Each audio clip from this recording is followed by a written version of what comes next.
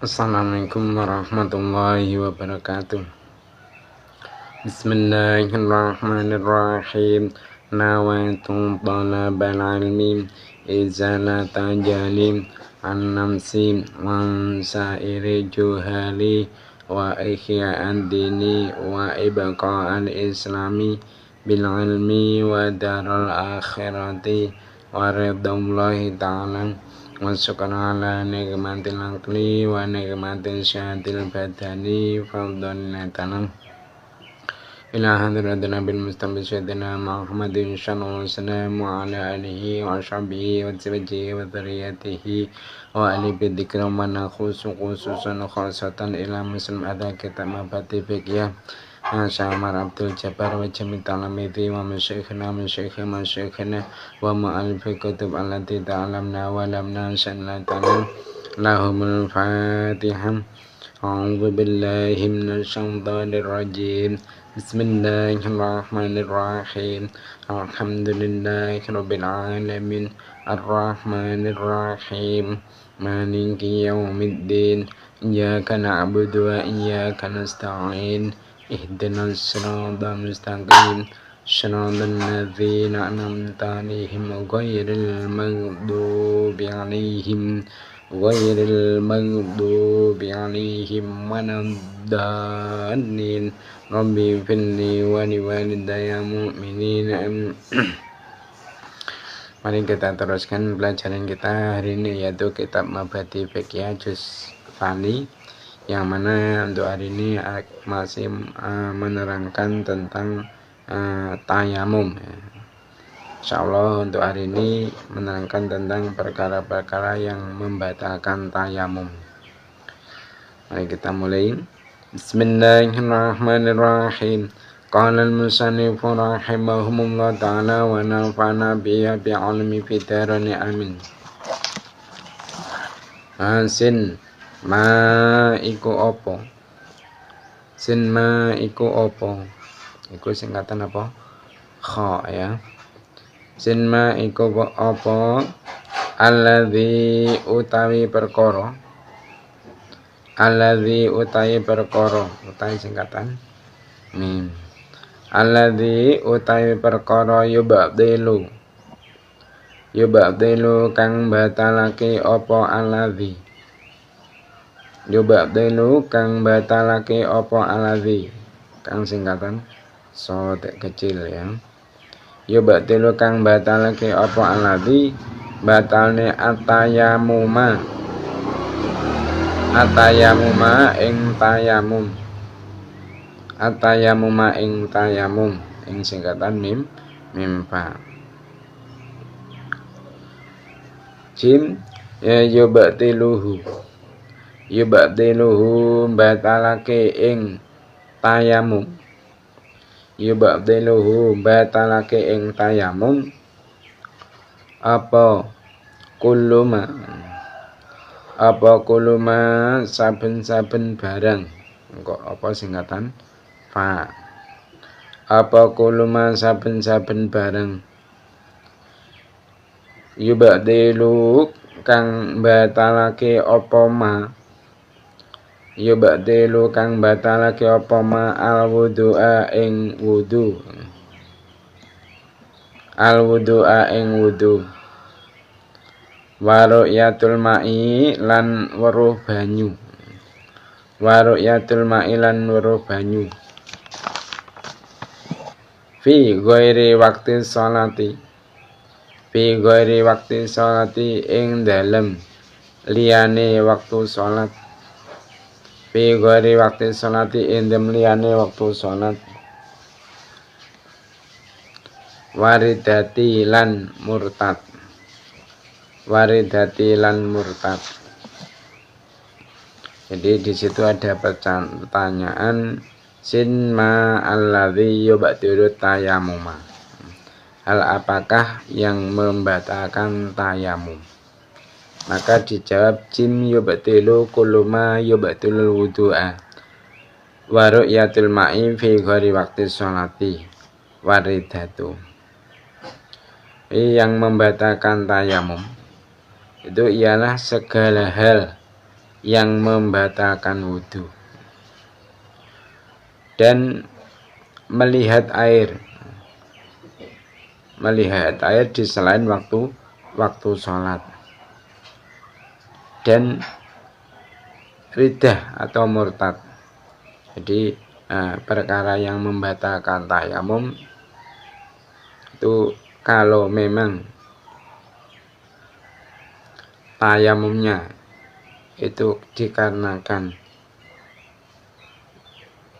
tidak ada air secara khisi, secara kenyataan memang tidak ada air, maka perkara yang membatalkan tayamum yaitu setiap sesuatu yang membatalkan wudhu. Setiap sesuatu yang membatalkan wudhu itu membatalkan tayamum. Nah, apa saja perkara yang membatalkan wudhu? Masih ingat di dalam bab perkara yang membatalkan wudhu? Perkara yang membatalkan wudhu itu ada 5. Apa? Yaitu pertama, keluarnya sesuatu dari salah satu jalan depan atau jalan belakang, maksudnya kubul dubur. Yang kedua yaitu apa? Tidur yang tanpa menetapkan pantatnya pada bumi atau pada tempat duduk. Nah, yang ketiga yaitu hilang akal. Baik hilang akal itu disebabkan mabuk ataupun karena gila ataupun karena igma atau ayan. Nah, yang keempat, perkara yang membatalkan wudhu yaitu menyentuh perempuan lain, menyentuh perempuan yang bukan mahram.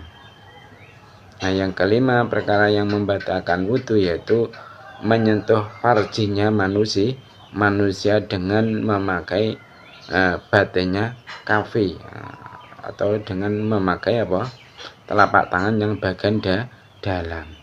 Jadi semua perkara yang membatalkan wudhu ini tadi itu juga membatalkan tayamum.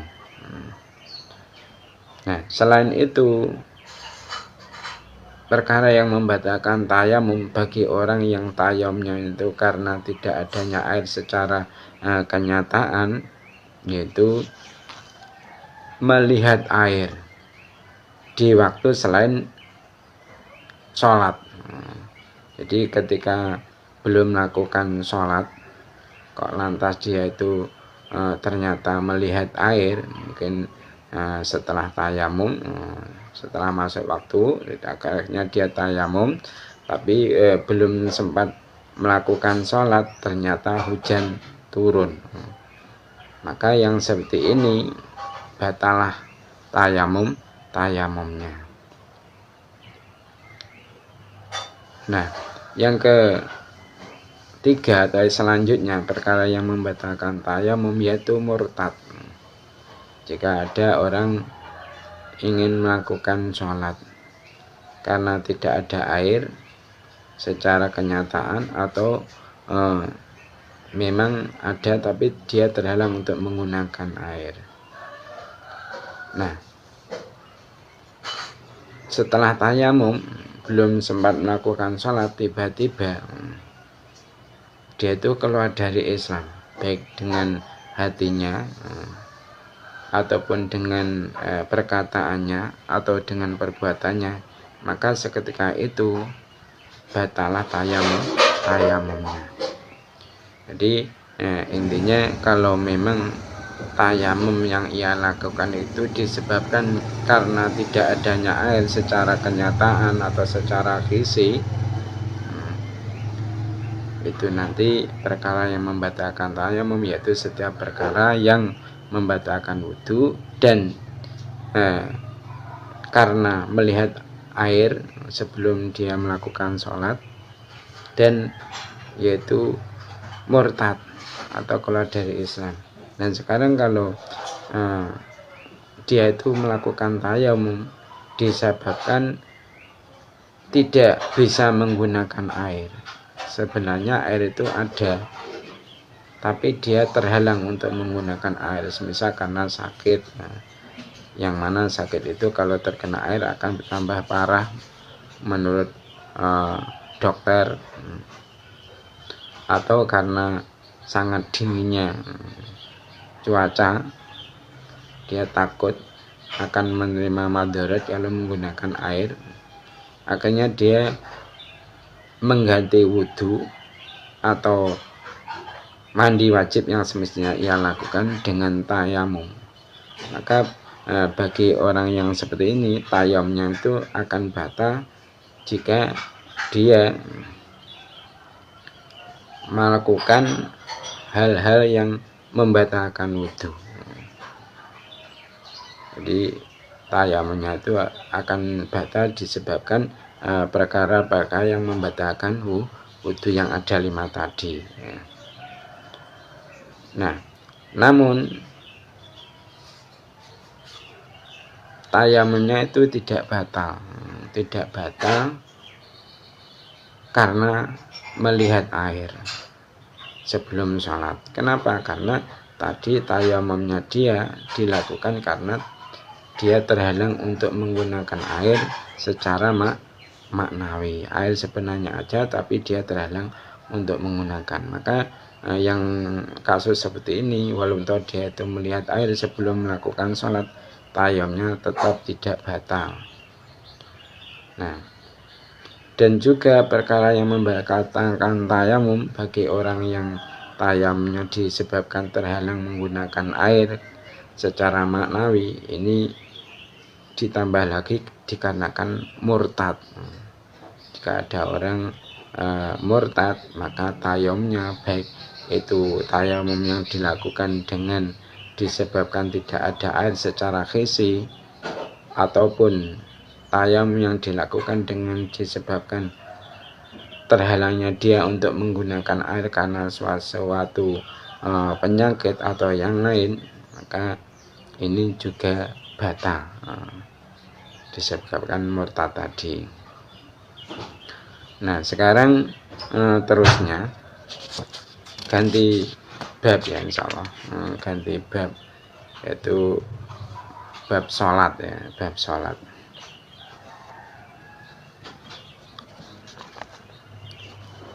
As-sholatu utai iku bab nerangake sholat. As-sholatu utai iku bab nerangake sholat. Ya, jadi babnya ganti menerangkan tentang sholat. Nah, sebelum lebih jauh membahas tentang sholat ini, kita perlu tahu terlebih dahulu apa itu sholat. Nah, perlu saya mengetahui bahwasanya sholat itu kalau secara bahasa artinya adalah atau maknanya adalah doa yang mengandung kebaikan. Jadi setiap doa yang mengandung kebaikan itu dinamakan sholat secara arti bahasa. Nah, sedangkan sholat secara syarak artinya apa? Yaitu beberapa ucapan dan pekerjaan yang didahului dengan takbir dan diakhiri dengan salam, dengan syarat-syarat yang telah ditentukan oleh syariat. Itu pengertian sholat. Nah, yang dikehendaki di sini nanti adalah sholat secara syariat, bukan secara arti bahasa. Nah, akan dibahas ini. Nah, sekarang ada pertanyaan. Sin alaman ing atase sapa? Alaman ing atase sapa? Tajibu wajib.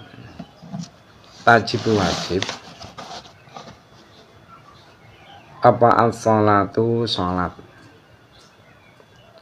Apa as-sholatu sholat?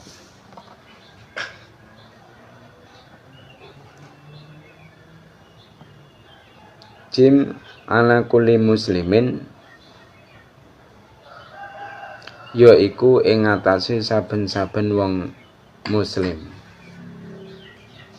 Ala kulli muslimin yaiku ing atase saben-saben wong muslim. Balighin kang wis balik. Balighin kang wis balik. Kang singkatan apa wae? sod balikin kang wis balik akilin tur duwe akal akilin tur duwe akal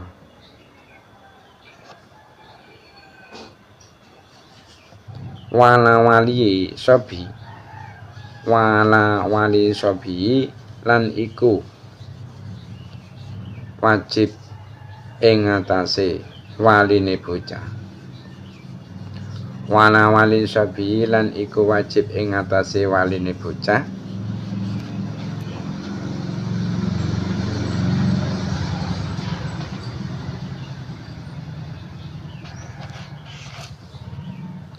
ayak murahu utawi yento perintah sapa wali sobi ayak murahu utawi yento perintah sapa wali sobi ing sobi bisolati kelawan salat bisolati kelawan salat ba'da tamami sab'i sinina ba'da tamami sab'i sinina ing dalem singkatan apa? Udah kecil ya. Ba'da tamami sab'i sinina ing dalem sause sampurnane 7 pira-pira taun. Ba'da tamami sab'i sinina ing dalem sause sampurnane 7 pira-pira taun.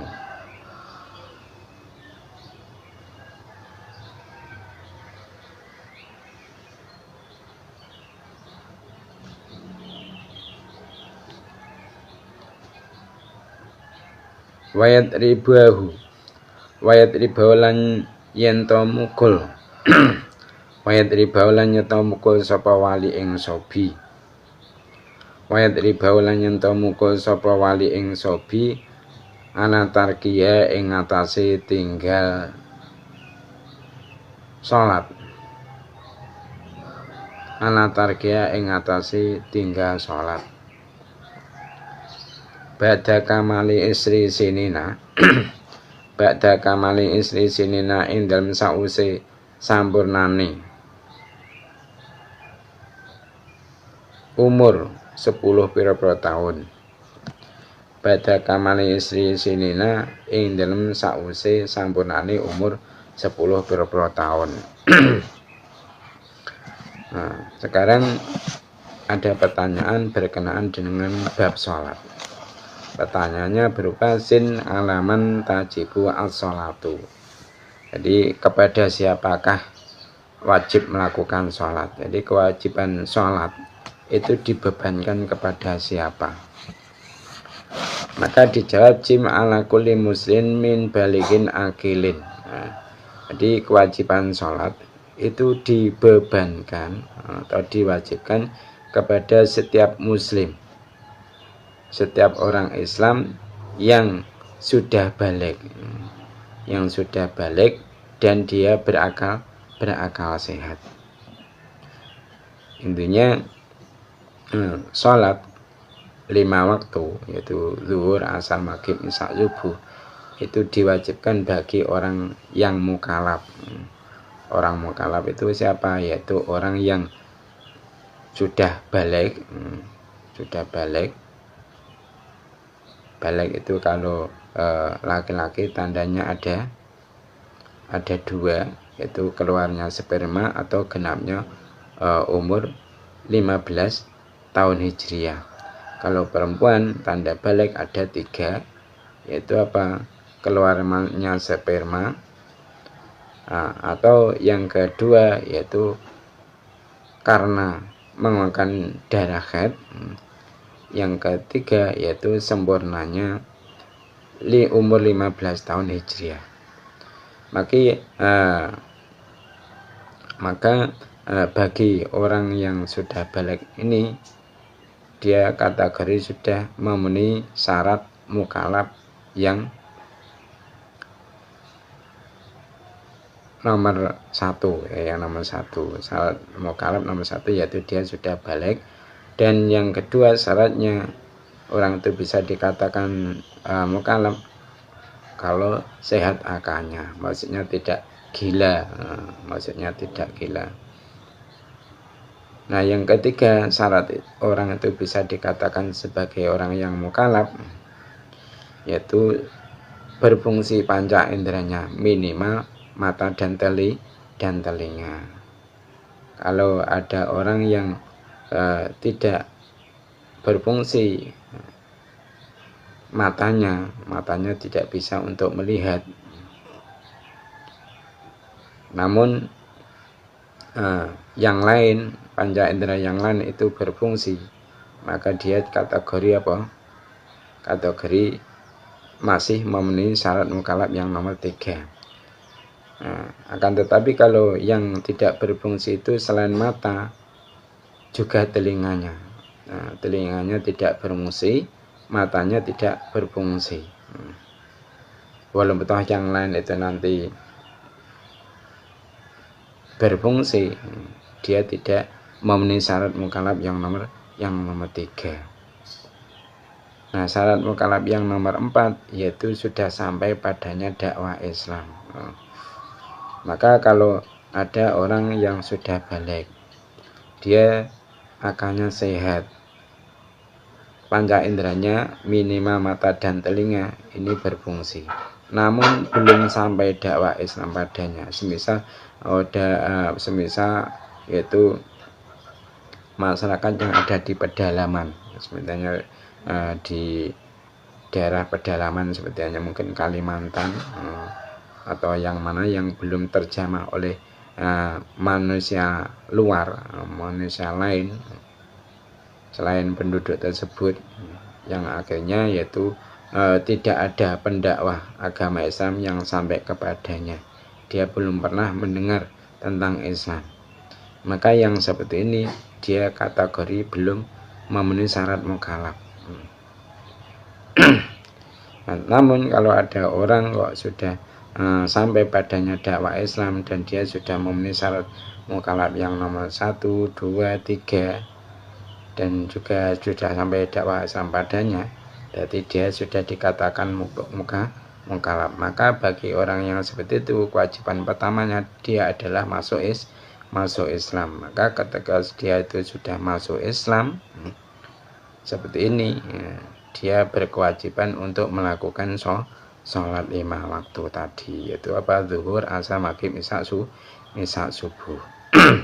Nah, adapun orang-orang yang belum berusia balik, mungkin ada anak kecil yang belum berusia balik, namun umurnya itu sudah ada 7 tahun, hijriah. Maka bagi orang tuanya itu diwajibkan oleh syariat untuk memerintahkan anaknya tersebut menjalankan sholat 5 waktu. Nah, adapun ketika dia itu sudah mencapai umur 10 tahun hijriah, kok sampai dia itu berani meninggalkan sholat, maka bagi orang tuanya atau walinya ini diberi hak, yaitu untuk memukul anak tersebut. Nah, memukul di sini adalah unsurnya untuk apa? Menakut-nakuti supaya dia itu mau melakukan sholat. Jadi tidak ada unsur untuk penyiksaan. Makanya memukulnya itu ya tidak keras. Misalnya memakai sapu lidi 1, atau mungkin tidak sampai dipukul. Kalau memang dia itu takut-takutnya akan dipukul saja, sudah mau melakukan sholat, ya nggak usah dipukul. Tapi kalau sampai sudah ditakut-takuti tetap tidak melakukan sholat, itu nanti dipukul, tapi pukulan yang tidak keras dan pada tempat-tempat anggota yang tidak fatal jika dipukul. Semisal yaitu kakinya, memakai benda yang tidak menyakitkan jika untuk memukul. Nah, perlu saya mengetahui yang dipakai ukuran masalah umur di sini adalah memakai ukuran tahun hijriah. Kenapa? Karena antara tahun Hijriah dengan tahun Masehi ini ada perbedaan jumlah bilangan harinya. Jadi intinya yang dipakai untuk mengukur tahun 7 tahun itu adalah 7 tahun Hijriah. Berarti kalau memakai ukuran tahun Hijriah 1 tahun Hijriah itu jumlah bilangan harinya adalah 355 hari. Jadi 1 tahun Hijriah itu sama dengan 355 hari. Kalau tadi dikatakan bahwasanya bagi walinya anak yang sudah berumur 7 tahun itu diwajibkan untuk memerintahkan kepada anaknya untuk melakukan sholat. Berarti kalau dihitung hari yaitu 355 hari, itu yang sama dengan 1 tahun, itu dikalikan 7. Berarti berapa jumlah bilangan harinya? Yaitu 2485 hari. Jadi ketika anak itu sudah berumur 2485 hari, maka anak ini sudah dikategorikan umur 7 tahun yang diwajibkan bagi orang tuanya untuk memerintahkan sholat 5 waktu. Dan tadi dikatakan kalau sudah berumur 10 tahun, ini kalau sampai anak itu meninggalkan sholat, bagi orang tuanya disuruh untuk memberikan pukulan, maksudnya disuruh untuk memukul dengan pukulan yang unsurnya adalah untuk menakut-nakuti. Itu berarti apa? Umur 10 tahun itu berarti 355 hari dikalikan 10 tahun, berarti berapa jumlah bilangan harinya? Yaitu 3550 hari. Jadi ketika ada anak yang sudah berumur 3550 hari kok sampai dia itu meninggalkan sholat, bagi orang tuanya diperintahkan untuk memukul, tapi dengan pemukulan yang tidak unsur menyakiti, tapi untuk menakut-nakuti supaya dia mau melakukan sholat tadi. Nah, perlu saya ketahui juga bahwasanya di dalam masalah ini, di dalam masalah wali itu wajib memerintahkan anaknya yang sudah berumur 7 tahun untuk melakukan sholat dan memukulnya ketika dia itu meninggalkan sholat di usia 10 tahun. Ini tidak terbatas terhadap perintah agama yang berupa sholat, bahkan ini menyeluruh semua kewajiban agama di usia 7 tahun ini juga harus diperintahkan untuk melakukan sang anak tadi. Semisal kalau anak perempuan itu kan juga harus menutup auratnya, juga harus menutup seluruh auratnya. Maka di usia 7 tahun ini wali ini juga harus memerintahkan bagi anaknya untuk menutup auratnya, mungkin yaitu memakai kerudung, harus memakai kerudung atau memakai baju yang bisa menutup aurat dan lain sebagainya. Setianya mungkin puasa Ramadan. Ini ketika anak sudah berumur 7 tahun, orang tuanya diwajibkan untuk memerintahkan kepada sang anak tadi untuk melakukan puasa Ramadan. Nah, kalau sampai umur 10 tahun kok tidak mau pakai kerudung, tidak mau memakai pakaian yang menutup aurat, ini ya disuruh untuk menakut-nakuti, mungkin dengan cara mencambuk dengan cambukan yang tidak menyakitkan, atau dia itu tidak melakukan puasa Ramadan di umur 10 tahun. Ini juga disuruh untuk menakut-nakuti. Jadi intinya perintah ini tadi tidak terbatas pada sholat. Jadi semua kewajiban agama ini juga harus diperintahkan kepada anak ketika anak tersebut sudah berusia 7 tahun. Itu ya. Jadi intinya sholat itu diwajibkan bagi orang Islam yang sudah balik, akalnya sehat, panca inderanya berfungsi, minimal mata dan telinga, dan sudah sampai padanya dakwah Islam, dan dia akhirnya masuk Islam, itu diperintahkan untuk melakukan sholat.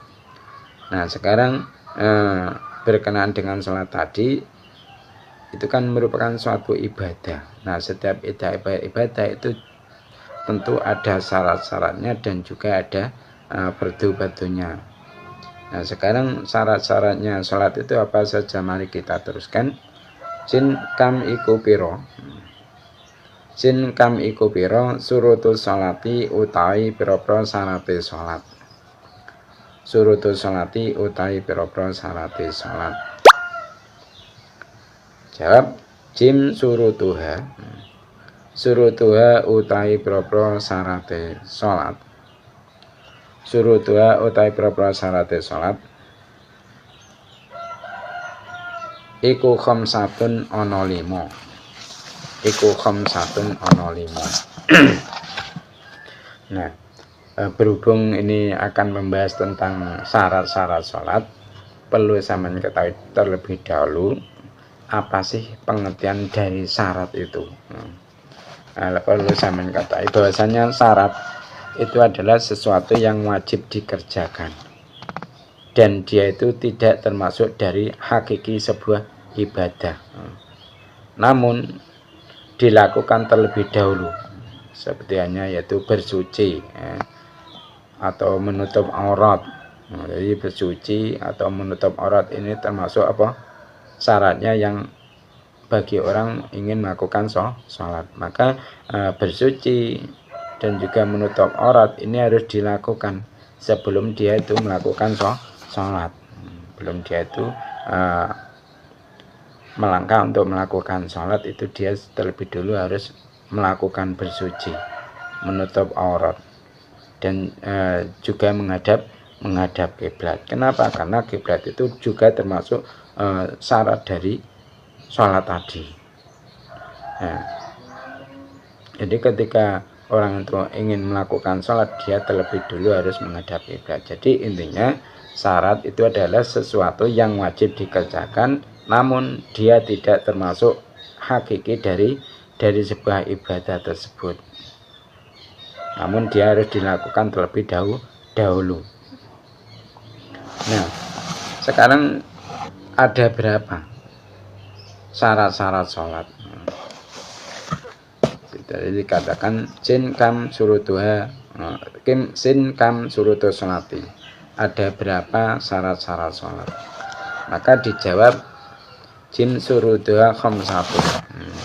Syarat-syarat sholat itu ada 5. Syaratnya sholat ada 5. Ini kita harus tahu ya, harus kita pahami benar-benar. Karena apa? Pekerjaan kita kan sholat. Bagi kita orang muslim, sholat itu yaitu sehari semalam 5 kali. Nah makanya syarat-syarat sholat ini harus kita pahami benar, supaya apa? Supaya ibadah kita ini benar-benar bisa diterima oleh Allah Subhanahu wa Ta'ala. Kenapa? Karena sesuatu ibadah yang tanpa didasari dengan ilmu, ini nanti ibadahnya tidak ada gunanya. Terus nademane siiran wong ibadah tidak ngerti syarat rukune tiwas kesel akhirnya nono lurine. Sapa wong sing ibadah tanpa ngerti syarat rukune, mengko ibadahe tuna, bakal sia-sia, tidak akan ada pahala, tidak akan diterima oleh oleh Allah Subhanahu wa taala. Dah, sekarang syarat-syaratnya salat tadi ada berapa? Ada 5. Nah, al-awalu utawi kang awal. Syarat salat yang nomor 5, yang ada 5. Yang nomor pertama yaitu al-awalu utawi kang awal iku at-taharatu sesuci. Iku at-taharatu sesuci. Minal hadati sangking hadas. Minal hadati sangking hadas. Al-akbari kang gede. Al-akbari kang gede. Wal azhori lan kang cilik. Wal azhori lan kang cilik. Jadi syaratnya sholat yang nomor 1 yaitu harus suci. Harus suci dari hadas, baik hadas yang besar maupun hadas yang kecil. Nah, hadas besar apa? Yaitu setiap sesuatu yang mewajibkan mandi. Setiap sesuatu yang mewajibkan mandi itu dinamakan hadas besar. Nah, apa saja kemarin sudah diterangkan ya, seperti hanya apa? Haid, ya, nifas, junub, wiladah. Maka ya orang yang sudah berhenti haidnya, kalau dia itu ingin melakukan sholat terlebih dulu dia harus bersuci dari hadas besarnya tadi dengan cara paman mandi. Atau hadas kecil. Hadas kecil apa semisal? Nah, hadas kecil itu apa? Yaitu setiap sesuatu yang mewajibkan wudhu. Jadi setiap sesuatu yang mewajibkan wudhu itu dinamakan hadas kecil. Adapun contohnya setiapnya yaitu menyentuh perempuan yang bukan mahramnya itu, atau menyentuh kubul atau tubuh dengan telapak tangan bagian dalam. Maka hal-hal tersebut itu mewajibkan wudhu bagi pelakunya yang ingin melakukan sholat. Jadi intinya syarat sholat yang nomor 1 yaitu dia itu harus suci dari hadas besar maupun hadas kecil. Nah, yang kedua sekarang al-fani. Al-fani utai kang kaping pindho. Al-fani utai kang kaping pindho iku taharatul badani, sucine badan. Iku taharatul badani, sucine badan. Wa thawbi lan dodote. Wa thawbi lan dodote. Wal makani. Wal makani lan panggonani. Wal makani lan panggonani minan najasati saking pira-pira najis. Minan najasati saking pira-pira najis. Nah, sekarang perkara yang menjadi syaratnya sholat yang nomor 2 apa? Yaitu bagi orang yang ingin melakukan sholat dia harus suci badannya. Harus suci badannya, pakaiannya, tempat sholatnya dari najis. Jadi kalau kita ingin melakukan sholat, badan kita kalau ada najisnya terlebih dulu harus kita hilangkan, harus kita sucikan dengan cara-cara tertentu ya. Begitu juga kalau mungkin pakaian yang kita pakai untuk melakukan sholat kok ada najisnya, terlebih dulu sebelum sholat kita harus hilangkan najisnya. Begitu juga kalau mungkin tempat sholat kita ada najisnya, itu juga harus kita hilangkan terlebih dulu, harus kita sucikan dari najis tersebut. Kenapa? Karena itu termasuk apa? Syarat dari sholat yang nomor 2. Nah, sekarang syarat sholat yang nomor 3. Al-thalithu. Al-thalithu utai kang kaping 3. Al-thalithu utai kang kaping 3 iku satrul aurati, nutupi aurat.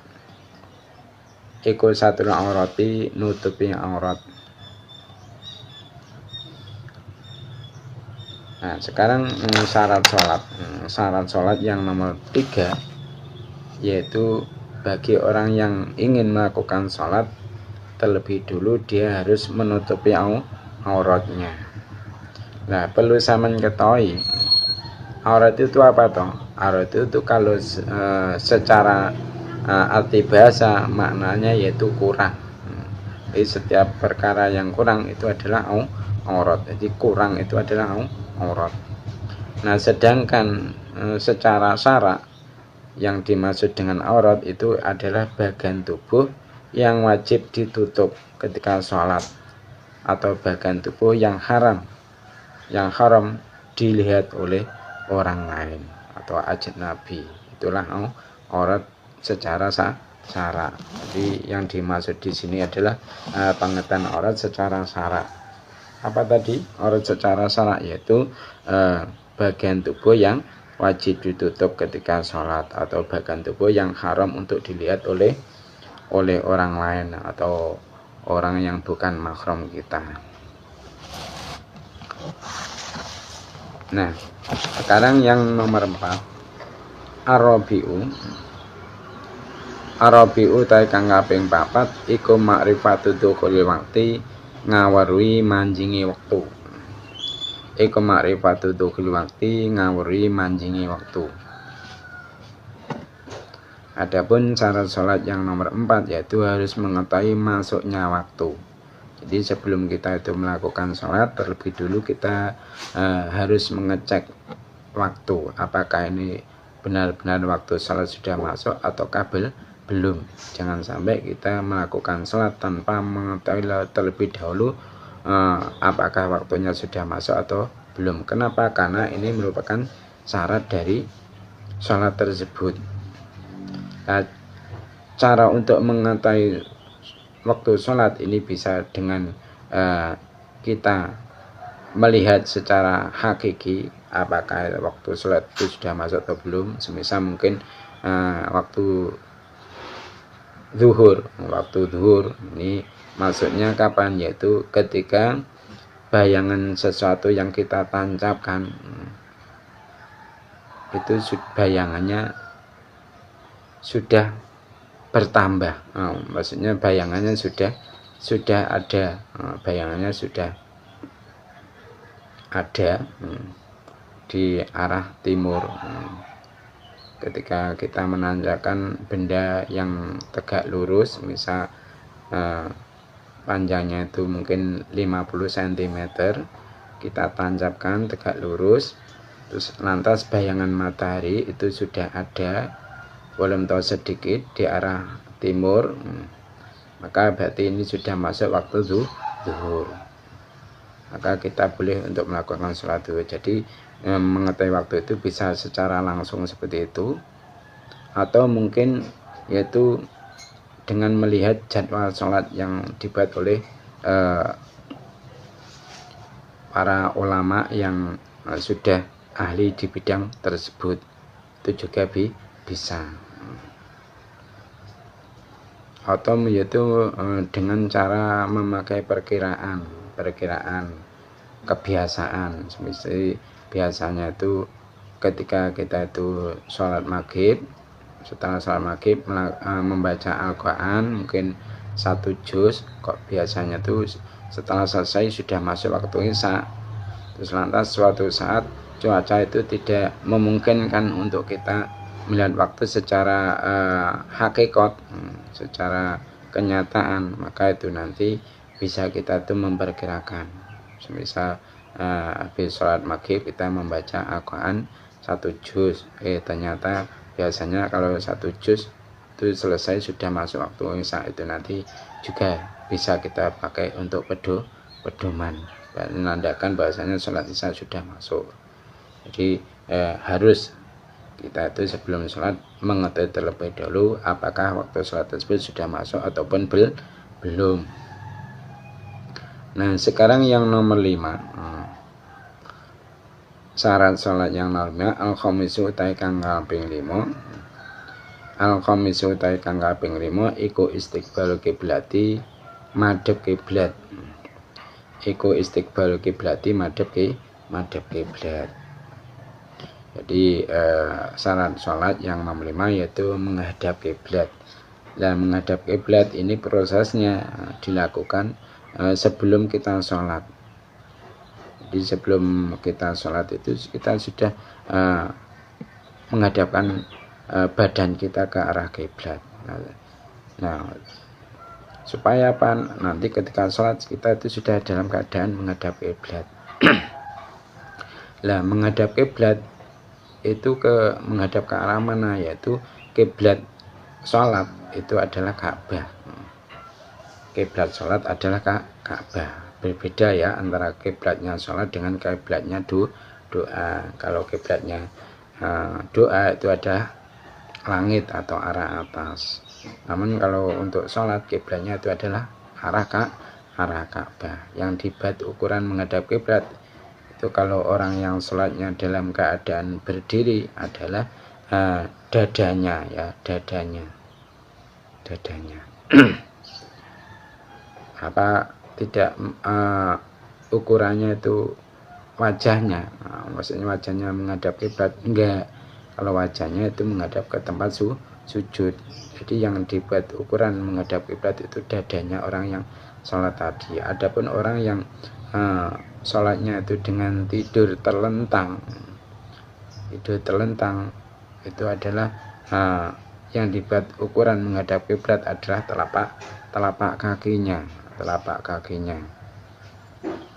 Jadi intinya syarat sholat yang nomor 5 yaitu harus menghadap kiblat. Nah, itu harus dilakukan sebelum dia memulai sholatnya. Jadi intinya nanti ketika dia itu takbiratul ihram sudah menghadap kiblat. Mungkin itu saja yang dapat kita sampaikan untuk kajian hari ini. Ada kurang lebihnya mohon maaf. Mari kita tutup majelis ini dengan membaca doa kafaratul majelis. Subhanakallahumma wa bihamdika asyhadu an la ilaha illa anta astaghfiruka wa atubu ilaik. Wassalamualaikum warahmatullahi wabarakatuh.